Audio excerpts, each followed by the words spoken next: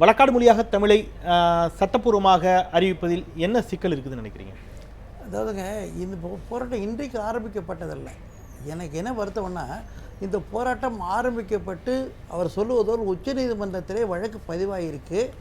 இந்த பிரச்சனையை பிரசிடெண்ட்டுக்கு போய் பிரசிடெண்ட் இருக்கும்போது பழைய chief justice of India S Balakrishnan இருக்கும்போது இது அவர் மாட்டேன்னு சொல்லியிருக்கிறாரு. ஸோ இது தீர்மானிக்கப்பட்ட ஹையர் லெவலில் இருக்கும்போது இங்கே ஏற்கனவே முடிந்து போனது. நீங்கள் நான் அதுக்குள்ளே போல இவங்களுடைய போராட்டத்துக்குள்ளே போல இது இல்லை, தமிழை வழக்காடு மொழியாக மாற்றுவதில் நடைமுறை சிக்கல் எதுவும் இருக்குதான்னு உங்களுடைய அனுபவத்தில் நிச்சயமா இல்லை. அதில் என்ன செய்யணும்னு கேட்குறேன். அதில் செய்ய வேண்டிய யாருடைய கடமை அங்கே இருக்கிறது, யார் அதில் தவறுகிறார்? அதுக்கான இன்ஃப்ராஸ்ட்ரக்சர் இல்லை என்பதுதான் எங்களுடைய குறை. இப்போது கீழமை நீதிமன்றத்திலே தமிழ் வழக்காடு வந்துவிட்டது, சம்மன்கள் கொடுக்கப்பட்டிருந்தன, தீர்ப்புகள் கொடுக்கப்பட்டிருந்தன, வழக்காடு வாதங்கள் கொடுக்கப்பட்டிருந்தன, கேள்விகள் கேட்கப்படுகின்றன. அதில் எந்த வித பிரச்சனையும் இல்லை. அதுபோல் இன்றைக்கு நடைமுறை எடுத்துக்கொண்டால் சென்னை உயர்நீதிமன்றத்திலே தமிழ் தெரிந்த நீதிபதி போது தமிழ் வழக்காடலாம் அவர் ஒத்துக்கொண்டால்னு இப்போ வந்திருக்க chief justice already written order. அது எனக்கு எங்கே குறை இருக்குன்னே தெரியல. அதுதான் அவர் சொன்னார், எல்லோரும் order given by chief justice. சரி, ஓகே, அது அப்படியே கூட எடுத்துக்கொண்டா கூட அவர் சொல்றாரு எல்லோரும் அனுமதிப்பதில்லை அப்படிங்கிறார். எல்லா நீதிபதிகளும் அனுமதிப்பதில்லை. எல்லாரும் அதுக்கு அனுமதிக்கலைன்னா இப்போ நான் ஒரு சின்ன உதாரணம் சொல்லுறேன் சார். நான் கர்நாடகா நீதிமன்றத்தில் பணியாற்றிற பொழுது ஒருத்தர் கன்னடத்தில் பேசினான் சார். நான் பேச வேணான்னு சொல்ல, பேசி முடிஞ்சு நான் என்ன சொன்னேன்னா, நான் தமிழில் சொன்னேன், நீ கன்னடத்தில் பேசுகிற கரெக்டு, நீ பேசுகிறது எனக்கு புரிஞ்ச, நான் தான் பேனை வச்சு எழுதணும், நீ புரியாமல் இருந்தால் வழக்கு என்னன்னு கேட்டப்பறம் நான் சாரி சார் இங்கிலீஷ் பேச ஆரம்பித்தான். அதுபோல் சில பேருக்கு தமிழில் பேச ஒரு பல காரணங்களே இருக்கலாம். அதுதான் இப்போ ரெண்டு விஷயங்க. இன்றைக்கு சென்னை உயர்நீதிமன்றத்தில் இருக்கக்குள்ள வெகு சில நீதிபதிகளை முன்னால் ஒருத்தர் இருந்தாங்க. வெகு சில நீதிபதிகள் தமிழ் தெரியாமல் இருக்காங்க. அவங்கள்ட்ட வேணாம், மற்றவங்கள்ட்ட பேச யார் வேணாங்கிறவங்கள இல்லை அதுதான். இப்போ நான் இது வேறு ஒரு விவாதமாக மாற்ற விரும்பல, இது மொழிக்கான விவாதமாக கொண்டு போக விரும்பல. ஆனால் என்னுடைய அடிப்படையில் ஐயம் அவர் சொல்கிறாரு, வட மாநிலங்களில் சில நீதிமன்றங்களில் ஹிந்தி வழக்காடு மொழியாக அறிவிக்கப்பட்டு இருக்கிறது, அதிகாரப்பூர்வமாகவே அறிவிக்கப்பட்டு விட்டது அப்படிங்கிறார். ரைட், 4 மாநிலங்களில் இருக்குது அப்படின்னு சொன்னா இல்லை நான் வரேன். இப்போ நீங்கள் இப்போ ஃபார் எக்ஸாம்பிள் இப்போ இங்கேருந்து தமிழகத்திலிருந்து அல்லது நீங்களோ வேறு ஏதோ ஹிந்தி தெரியாத ஒரு நீதியரசர் அங்கே மாற்றலாகி போகிறார், அவர்கள் ஹிந்தியில் தான் வாதாடுகிறார்கள் இன்னும் அப்படின்னு வச்சுக்கோங்க, என்ன செய்ய முடியும்? அப்படி வாதாட மாட்டாங்க.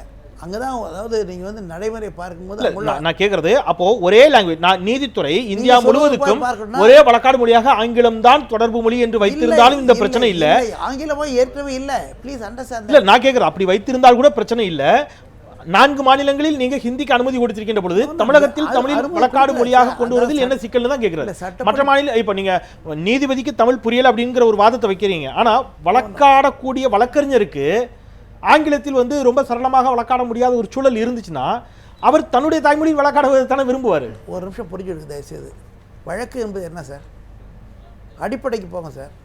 வழக்கிற உங்களுக்கு தெரிந்த மொழியில் எனக்கு கம்யூனிகேட் பண்ணணும் இல்லையா? அப்போ தான் வழக்கு நடத்த முடியும். உங்களுக்கு வழக்காட முடியலன்னா நீங்கள் அப்போ என்ன செய்ய முடியும் உங்களால்? அப்போ வழக்கு கட்சிக்கார் யார் பாதிக்கப்படுற தயவுசெய்து யோசிச்சு பாருங்க. கட்சிக்காரர் பாதிக்கப்படுகிறான் உங்களுடைய பிரஸ்டீஜினால். உங்களால் உங்களால் ஒரு நீதிமன்றத்தில் ஆங்கிலம் தெரிந்த நீதி இருக்கிற இடத்துல அல்லது தமிழ் தெரியாத நீதியில் வார மாட்டேன்னு சொன்னால் யார் பாதிக்கப்படுறா? வழக்கறிஞர் பாதிக்கப்படவில்லை. நான் இதை வழக்கறிஞர்களுக்காக மட்டும் பார்க்கலாம். நான் எந்த இடத்துல பார்க்குறேன்னா நான் சொல்கிறேன், ஒரு பாதிக்கப்பட்டவர்கள் அவருடைய வழக்கறிஞர் வாதாடுறாரு, அவர் ஆங்கிலத்தில் வாதாடுறாரு, அந்த மக்களுக்குமே ஆவணங்கள் எல்லாமே தமிழில் இருந்தா. ஒரே ஒரு உதாரணம் சொல்கிறேன். உச்ச நீதிமன்றத்தில் தமிழில் சென்று காந்தி என்கின்ற மனிதர், சேலத்தில் சென்ற காந்தி என்ற மனிதர் நீதிபதி சதாசிவம் உச்ச நீதிமன்ற தலைமை இருக்கும்போது தமிழில் வழக்காடு இருக்கின்றார். அதற்கு தமிழில் நடந்திருக்கிறது, யாரும் மறுக்கவில்லை. ஆக மொழி பிரச்சனைக்காக மக்களுடைய, அதாவது கட்சிக்காரருடைய உரிமைகளை பாதிக்காதீர்கள் விருப்பம். இதுக்கு ஒரு தீர்வா நீதிபதிகள் டிரான்ஸ்ஃபரை நிப்பாட்டலான்ற. ஏன்னா 78க்கு முன்னாடி டிரான்ஸ்ஃபரே கிடையாது.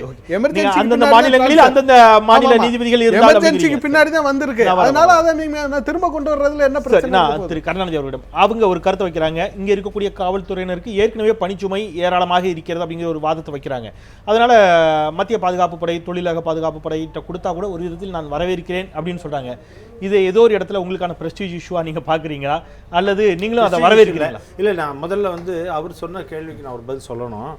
அதாவது நீதிமன்றத்தில் இன்னும் நீதியரசர்கள் வரும்போது இந்த கட்டியம் கூறுவது சைலன்ஸ்னு சொல்றது குறுக்க நடக்கூடாதுங்கிறது மெயின்டைன் பண்ணிட்டு இருக்கோம். எதுக்குன்னு கேட்டிங்கன்னா அங்கே ஒரு புனிதத்தன்மை இருக்கணும், மக்களுக்கு ஒரு மதிப்பு ஏற்படணுங்கிறதுக்காக இன்னும் அதை மெயின்டைன் பண்ணிட்டு இருக்கோம்.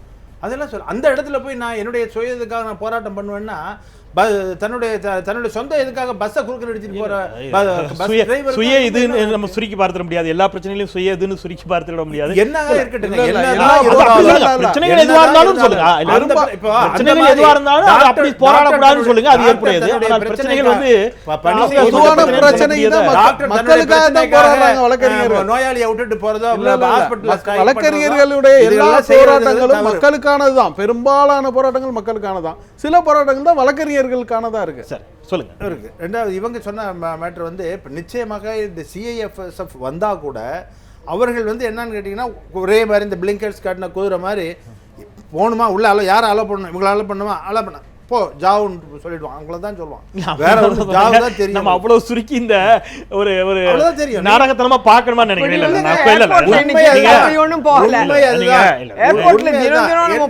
அவங்க சொன்ன மாதிரி விமான நிலையங்களில் பணியாற்றி கொண்டிருக்கிறார்கள். நான் என்ன கேட்கிறேன்னா, நம்ம அப்படி அவர்களை ரொம்ப குறைத்து மதிப்பிடணுமா? நான் இல்ல, நான் இன்னைக்கு என்னுடைய கேள்வி என்பது மத்திய தொழிலக பாதுகாப்பு படையிலும் தமிழ் நன்கு தெரிந்தவர்கள் பணியாற்றி கொண்டுதான் இருக்கிறார்கள்.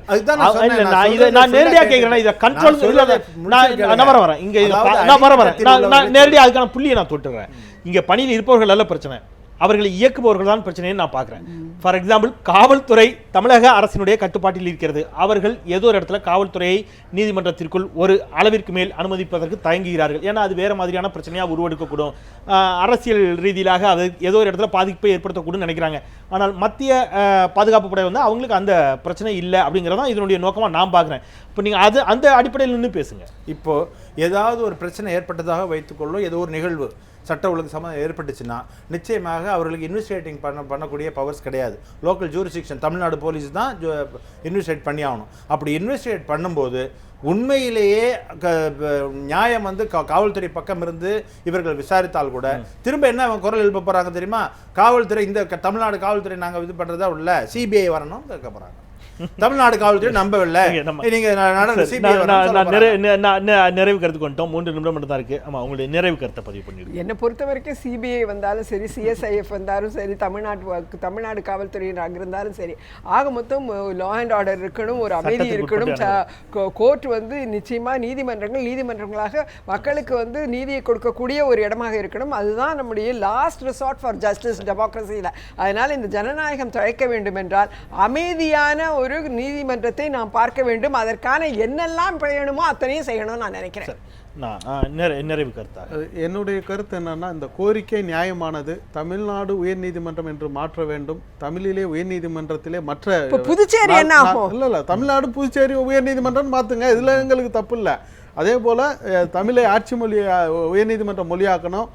இதற்கு தமிழகத்திலே இருக்கக்கூடிய அரசியல் கட்சிகள் எல்லாரும் குரல் கொடுக்கணும். தலைமை நீதிபதி உள்ளிட்ட தமிழகத்தை சேர்ந்த நீதிபதிகளும் உயர்நீதிமன்ற நீதிபதிகளும் இதற்கு குரல் கொடுக்கணும் நாங்கள் விரும்புகிறோம். ஐயா, உங்களுடைய நிறைவு கருத்து மிகச் சுருக்கமாக. அதாவது வழக்கறிஞர் நீதிபதி ஒரு குடும்பம். அந்த காவல்துறையும் சேர்த்துக்குங்க, காவல்துறையும் சேர்த்துக்குங்க உங்க குடும்பத்துல. பல நேரங்களில் அவங்கள தனி குடும்பமா வச்சுறதான் எங்க ஃபேமிலி அப்படின்னா வழக்கறிஞரும் நீதிபதி ஒரே குடும்பம். அந்த குடும்பத்துக்குள்ளே சண்டை வரலாம், அந்த சண்டை வீதிக்கு வரக்கூடாது. ஒன்று. இரண்டாவது, அந்த சண்டை நடக்கிறது வீட்டுக்குள்ளே நடந்தால் பரவாயில்ல, இப்படி வெளியே வந்து தலை பிடிக்கிறது அசிங்கமாக இருக்கும். அதுபோல் நீதித்துறை என்பது அங்கே ஒழுங்கு கட்டுப்பட வேண்டும். அவர் சொல்லுவது போல் ஒரு நீதிமன்றத்தில் நடந்து கொண்டிருக்கிற பொழுது குறுக்கே நடப்பதோ பேசுவதோ சத்தம் போடுவதோ வந்து அந்த நீதியும் வழங்க முடியாது. நீதித்துறைக்கு ஒரு அவமானமாக அது போன்ற நடவடிக்கைகளில் வழக்கறிஞர்களே ஈடுபடக்கூடாது அப்படிங்கிறது உங்களுடைய கருத்தாக இருக்கு. நீதித்துறையை காக்க வேண்டிய பொறுப்பு நீதிபதிக்கு மட்டுமல்ல வழக்கறிஞர் தான் இருக்கிறது. எல்லோருக்கும் அதிலிருந்து தவறக்கூடாது என்பதுதான் என்னுடைய கருத்து. நன்றி நன்றி. எல்லோருக்குமே அந்த கடமை இருக்கிறது. எங்களுக்கும் கூட, ஊடகத்திற்கும் மக்களுக்கும் ஒவ்வொருவருக்கும் காவல்துறைக்கும் எல்லோருக்குமே இருக்கிறது.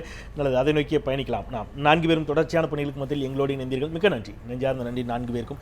இந்த அளவிலே இந்த நிகழ்வை நாம் நிறைவு செய்வோம். ஒவ்வொரு இந்திய குடிமகனின் கடைசி நம்பிக்கையாக இருக்கக்கூடியவை இன்னமும் நீதிமன்றங்களாகத்தான் இருக்கின்றன. அந்த நீதிமன்றங்களின் மீதும் நீதியின் மீதும் வழக்கறிஞர்களுக்கே ஐயம் ஏற்பட்டுவிடக்கூடாத ஒரு சூழல் நிச்சயமாக இருக்க வேண்டும். அதை நோக்கி பயணிக்கலாம். மறந்து கொண்டே இருப்பது மக்களின் இயல்பு. அதை மீண்டும் மீண்டும் நினைவுபடுத்திக் கொண்டே இருப்பது எங்கள் கடமை. மீண்டும் நாளை மற்றும் சில சமூகம் சார்ந்த பிரச்சனைகளோடு கேள்வி நேரத்தில் உங்களை சந்திக்கின்றேன். நான் செந்தில். நன்றி.